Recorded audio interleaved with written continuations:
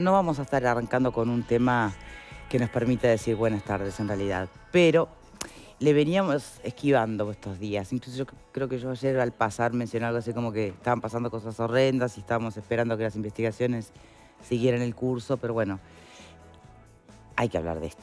Tampoco por dejarlo pasar desde aquí no va a cambiar la realidad. Así que tratemos de que el debate de este caso surja o sirva al menos para ver si es posible elaborar maneras de ver venir algo así. Sé que es excepcional, sé que es un desenlace que se ve poco, salvo en el cine, pero pasa. Entonces, bueno, ¿habrá alguna manera en que las personas podamos manejarnos entre nosotros teniendo cierto nivel de intuición, no sé, que nos permita cuidarnos un poco más? No lo sé, lo dejo planteado. Vamos a ver la crónica, obviamente me estoy refiriendo al doble homicidio, que queda corto usar ese título, ¿no? Porque es mucho más grotesco, una tragedia mucho mayor que ese titular suelto. Pero repasemos la crónica. Y después vamos a estar en un Zoom con el especialista, psicólogo forense, Gustavo Álvarez. A ver.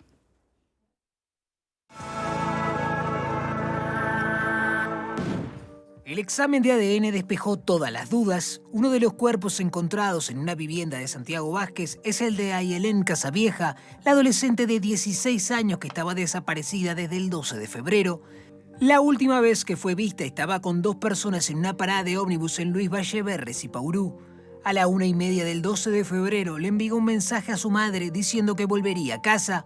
Según la declaración de testigos, un taxista se ofreció a llevarla. La joven se subió al vehículo y se fue en dirección a su casa.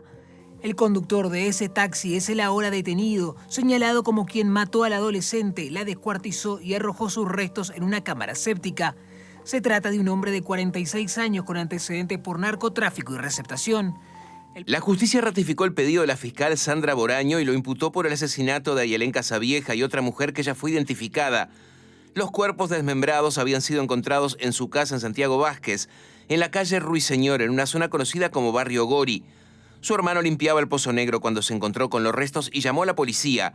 Dijo que el pozo estaba herméticamente cerrado y que el olor se sintió cuando lo abrieron. El segundo cuerpo fue hallado en una heladera en desuso enterrada en el predio. Desde la semana pasada, el hombre que ahora está imputado estuvo prófugo hasta que fue detenido el lunes de noche en el centro de Montevideo. Él en su derecho, el derecho que tiene él, no quiso declarar ante Fiscalía y así lo manifestó. Tras la detención, este miércoles fue imputado por 2 delitos de homicidio en régimen de reiteración real. Se dispuso prisión preventiva como medida cautelar de 180 días.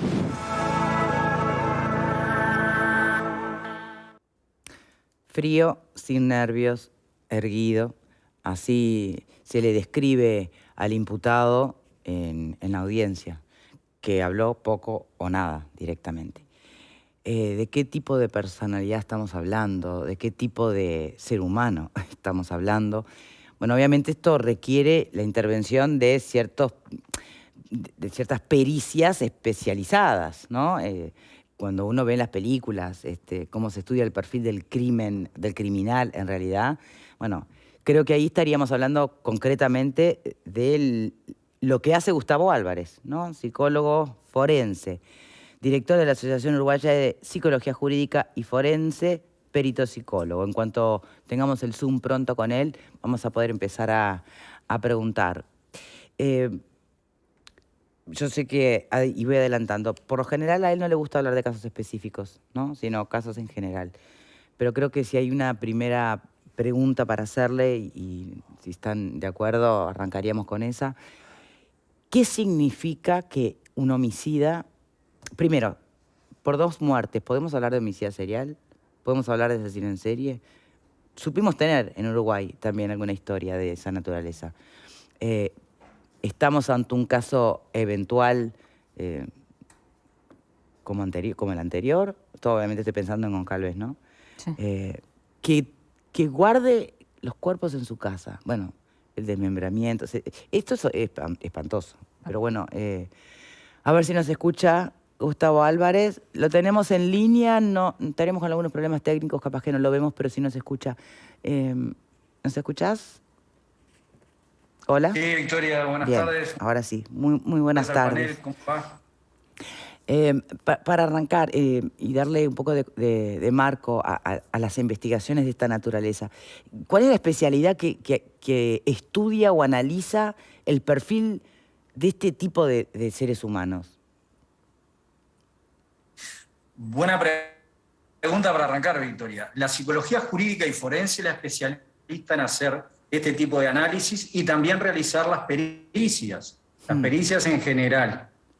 Es muy característico o inusual que en Uruguay haya un registro único de peritos, que como todos sabemos depende de la Suprema Corte de Justicia, y la categoría de psicología jurídica y forense no aparezca. Es algo muy paradójico. De todas maneras, yo he hecho en mi calidad de director y bajo esa responsabilidad la solicitud de apertura de la categoría, que ahora está en manos de Facultad de Psicología, para que realmente se incorpore la categoría esta, sin lugar a dudas. Pero Totalmente hasta ahora que son en estos casos. psicólogos, Sí. digamos, sin especialización en criminología, los que hacen estos estudios, estas pericias. Exactamente. Bueno, estaría bueno, ¿no? Exactamente. El registro único de peritos tiene, y yo creo que sí, yo creo que es de sentido común más allá de que se compare con lo técnico y lo científico. Pero bueno, ahora está en manos de la Facultad de Psicología hace meses y seguramente fallará a favor de algo que es ineludible que así sea en toda parte de Latinoamérica y del mundo. La psicología jurídica y forense se encarga de esto. Bien, ojalá así sea. Les comentaba hoy a mis compañeros antes de empezar, Álvarez, que a usted no le gusta referirse a casos concretos, pero lamentablemente tiene aspectos que lo hacen bastante excepcional, digamos. No es el tipo de asesinato moneda corriente que uno trata. Acá hay otra historia. Acá hay un hombre que ni siquiera han podido todavía probar que se trata de femicidio, es decir, que el móvil sea puntualmente odio o violencia de género. Nos cambia, no sé si nos cambia tanto. En los hechos, lo que más hace ruido y genera este espanto es lo que hace el hombre con los cuerpos. Además, ¿no? Además de matar. Sí. Que se quede con los cuerpos en su casa es una señal, tiene un significado puntual desde su especialidad, Álvarez, desde la psicología criminal, forense, o es que no sabe qué hacer después, entonces los dejó ahí. ¿Tiene un valor para esa mente quedarse con los cuerpos? Tiene un valor para la investigación psicocriminológica.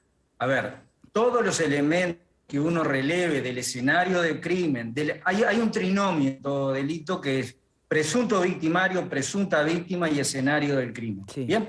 Obviamente que en caso de homicidio por más violenta, la víctima va de suyo que se ha constituido en tal, como bien lo decía un fiscal que ustedes entrevistaron el otro día. Entonces, del análisis de esto hay que analizar, valga la redundancia, métodos de aproximación que ha tenido el victimario o el presunto victimario, los métodos de sometimiento, la característica de las lesiones que ha infringido, qué ha hecho con los cadáveres, todo eso nos releva o nos revela, debí decir, una gran cantidad de elementos de la personalidad del individuo presuntamente victimario y que coadyuva a la justicia para poder dar un perfil y ver si encaja o no con el individuo que está indagado o imputado. La psicología criminológica es tremendamente compleja de aplicar, pero también tremendamente importante a la hora de las investigaciones. Bien. Todo lo que usted mencionó tiene relevancia a nivel psicocriminológico. Bueno, ¿y cuál sería la relevancia concretamente de que esta persona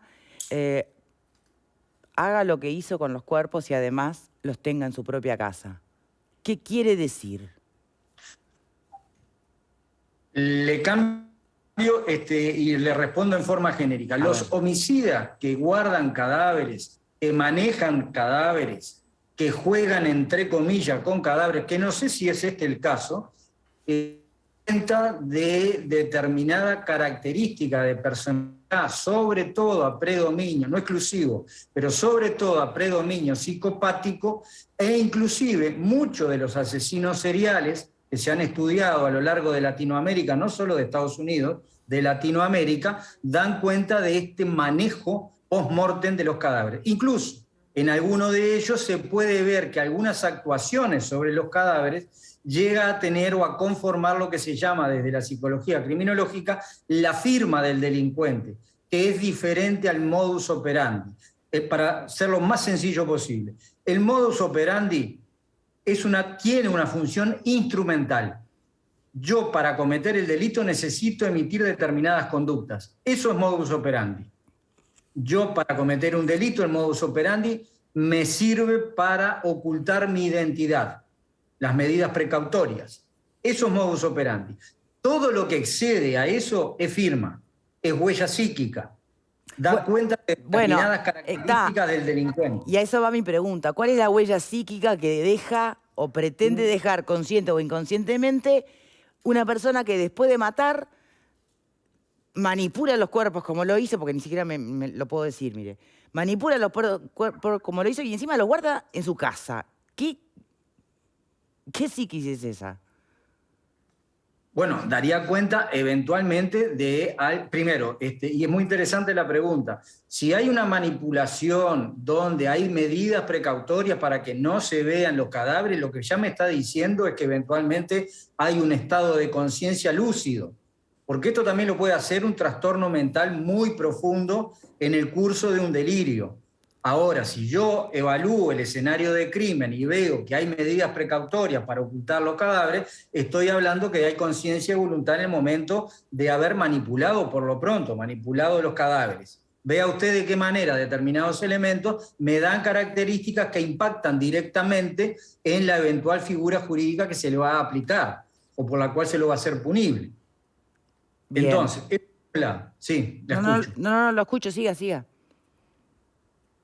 Eso por un lado. Por otro lado, todo lo que excede al momento de eventual abuso sexual y muerte de un individuo por parte de otro, es lo que yo decía, huella psíquica o firma. El trozamiento de un cadáver puede ser firma. ¿Y qué es la firma? Es algo que no es necesario para cometer el delito. Creo que estamos todos contestes en señalar que yo para matar a alguien no necesito trozar un cadáver, o colgar un cadáver, o lo que fuere, bien, jugar con un cadáver. No estoy diciendo esto del caso en particular, nuevamente señalo, pero somos contestes en señalar que para matar a alguien no necesito todo lo otro. Eso demuestra, y ahí sí hay que analizar muy profundamente, y son los elementos que no tenemos hoy en día, o por lo menos yo no los tengo, es cuál sería la motivación, por qué y para qué hizo eso, de qué manera lo hizo, cuál es la gratificación o el goce que está anudado en eso, qué sensación tiene de impunidad, y también lo otro, reitero, separándome de este caso, muchas veces del análisis de determinada firma en los cadáveres se puede inteligir si existen eventualmente o hay factores de riesgo para que existan otros muertos. ¿Por qué? Porque muchas veces el modus operandi, la firma va evolucionando, ya que el destripador no empezó a destripar de la misma manera la primera víctima que la última víctima. No sé si soy claro en el... Sí, usted sí, pero estamos con problemas técnicos que hacen que el audio no esté saliendo demasiado bien. Yo no sé si podemos... no sé, tal vez retomar telefónicamente, que seguro va a ser más fácil después de la pausa. ¿Le parece, Álvarez? ¿Le parece? Sí, claro. Lo llamo, Álvarez. Lo llamamos después de la pausa porque este Zoom no estaría resultando óptimo. Además queda mucho por preguntar. Así que les propongo, hacemos una pausa y ya venimos. Entre el